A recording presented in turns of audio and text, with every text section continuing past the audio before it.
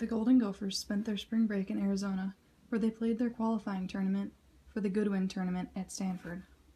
It's probably actually a little bit more competitive this year than it was last year, and I think the guys, they certainly all felt like they had an opportunity to play at Stanford. We really opened it up, and it was great competition.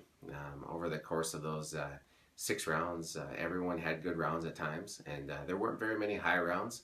And I think at the end of the trip, they can all kind of look back at it as great preparation because they all started to play better towards the end.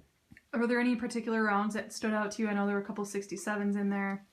I mean, I think rounds in the 60s always stand out to any coach, especially in golf. But I think a lot of the consistency came when Runer shot 73 4 rounds in a row, and all of those rounds had the ability to be a little bit lower.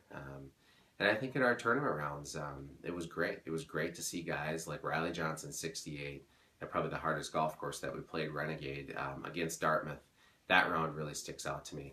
But also, Daniel Lufstring was 70, and Charlie Dunsing was 71, 2 of their best rounds as collegiate golfers. So really proud of the way that those guys have come along since the fall. You don't see a lot of just dual matches against college teams. Was that fun to have that on spring break against Dartmouth? It was a different atmosphere, and Dartmouth was great. The Corrigan family was great hosts, and Desert Mountain, and I think that day is a day that we need to have more than just once a year.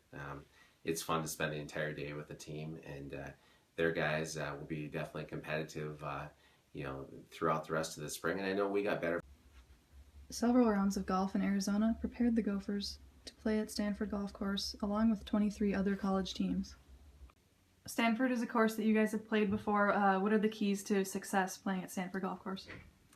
The golf course really is very similar to Minnesota, and so we're going to feel very comfortable out there as a team.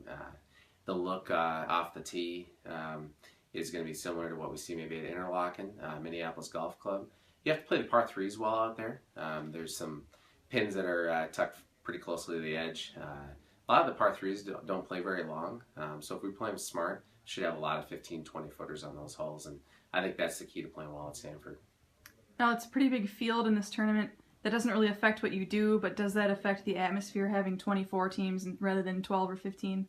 It's totally a different atmosphere than what we're used to in college. It actually reminds me of professional playing days, and you're going to have morning and afternoon tee times. There could be some variance in the weather, the wind, and hopefully we catch it on the right side of that. But if we don't, that's okay. We'll just grind from whichever wave that we're in. But 24 teams is a lot of fun too. The camaraderie amongst the teams.